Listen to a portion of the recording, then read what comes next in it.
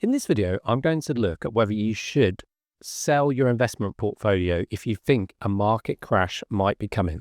But just quickly, before we do, I'm Carl, and I'm a regulated, practicing, independent financial advisor. What I cover in the video today is not advice, but information for you to think about and do further research on. Investment returns go down as well as up, and you might not get back all of your original investment. Markets feel strange right now. Stock indices across the world, especially in the US, sit near historic highs. Valuations for many companies look stretched compared to long-term averages. And a handful of mega-cap tech names, fueled by AI optimism, have driven a disproportionate share of market returns. For some commentators, this has started to feel uncomfortably like a bubble. At the same time, Western economies face slower long-term growth, eye-watering levels of government debt, and persistent inflationary pressures. So put all this together and investors are understandably asking a familiar question. Should I sell before the crash? It's a sensible question, but the wrong starting point. Predicting crashes is close to impossible.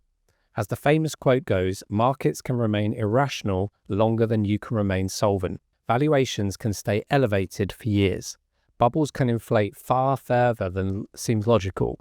And corrections often arrive only once most investors have already thrown in the towel. A more useful question is, should I sell given my goals, timescales, and financial plan? So let's unpack how to think about that. Now, there are genuine reasons for caution. Equity valuations in the US, whether measured by the CAPE ratio, price to sales, or simple forward earnings multiples, are high compared to most historical periods. Some sectors, especially tech, are pricing in years of strong growth powered by the AI revolution. Meanwhile, growth in Western economies is structurally lower than in previous decades. Government debt levels are at wartime highs. Inflation, even as it cools, is stickier than policymakers would like. Interest rates remain materially higher than they were during the era of near zero money. So put this all together and you could create a gloomy scenario. But markets don't operate on neat macroeconomic logic. They move on expectations, liquidity, momentum, investor enthusiasm, and sometimes outright speculation. So yes, a crash could come, but conservative signals don't tell you when, and they definitely don't tell whether markets will go higher first. Many investors sold out of overvalued markets in 2017, 18, 19, and missed extraordinary gains before COVID, and then missed them again after. That's why the selling decision can't be based purely on fear or forecasts. It must be based on you. If you're a long-term investor, say retirement's still 10 or more years away, or you're simply building wealth for the future, market crashes should almost never dictate your strategy. Why? Because short-term volatility becomes irrelevant when you zoom out. Markets rise, fall, crash, recover, and then move on to new highs. This has happened through wars, recessions, inflation spikes, political crises, and interest rate shocks.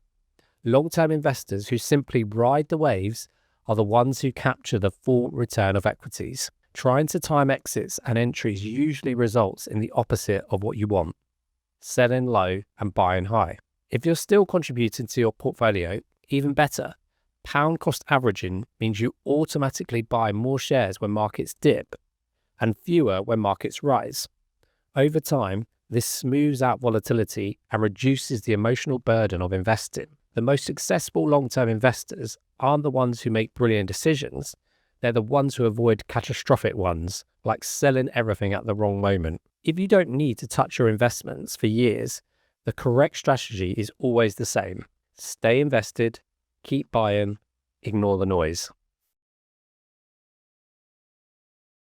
Many investors worry about market crashes when retirement is close, but the fear often comes from not knowing how much income they actually need and whether their portfolio can sustain it. This is where proper cash flow planning becomes essential. You might assume that retiring means selling large chunks of your investments at a time when markets could be volatile. But in reality, many retirees withdraw only a small percentage of their wealth each year. When your withdrawal rate is low, your portfolio can usually withstand downturns, even if they arrive early in retirement. A carefully constructed retirement plan accounts for expected returns, inflation, spending needs, volatility, sequencing risk, tax planning, the mix of assets used for withdrawals. Sequence risk, the danger of suffering poor returns early in retirement, is real, but a professional cash flow analysis often shows that your portfolio can cope with modest withdrawals through a downturn, especially if you have a cash buffer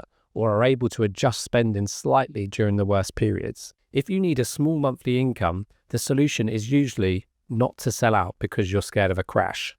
It's to understand your withdrawal strategy.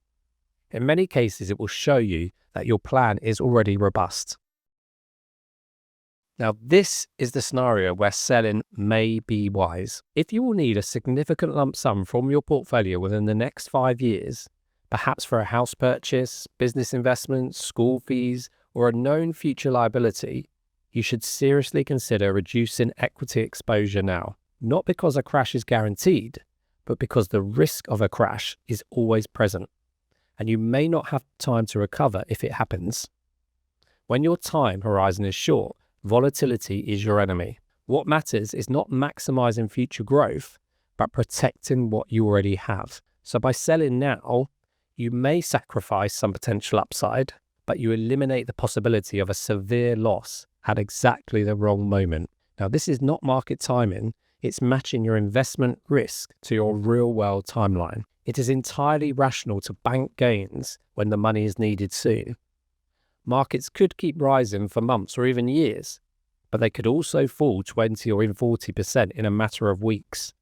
And no long-term chart will comfort you if you're forced to sell at the bottom. For short-term goals, certainty beats optimism. The worst investment decisions usually come from emotion, fear, and greed. The best come from planning. If you are unsure whether to sell, don't ask, is a crash coming? Ask, when do I need the money?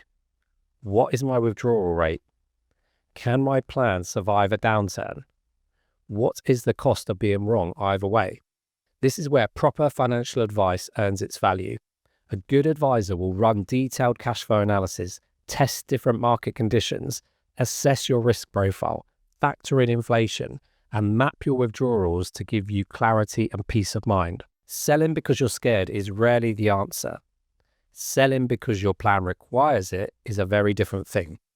Markets may look expensive, but the economic backdrop is uncertain.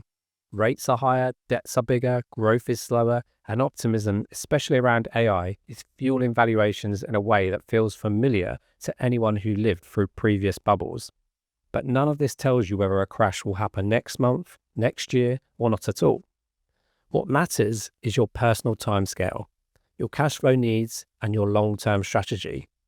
If you don't need the money, stay invested. If you need modest income, understand your withdrawal rate. If you need a large sum soon, de-risk your portfolio. Let the headlines worry about crashes. You worry about your plan. I hope you found this video useful. If you have found some value in it, please give it a like and add any comment to continue the discussion. And if you're new to the channel, please don't forget to subscribe so you don't miss the next video. Thank you for your time.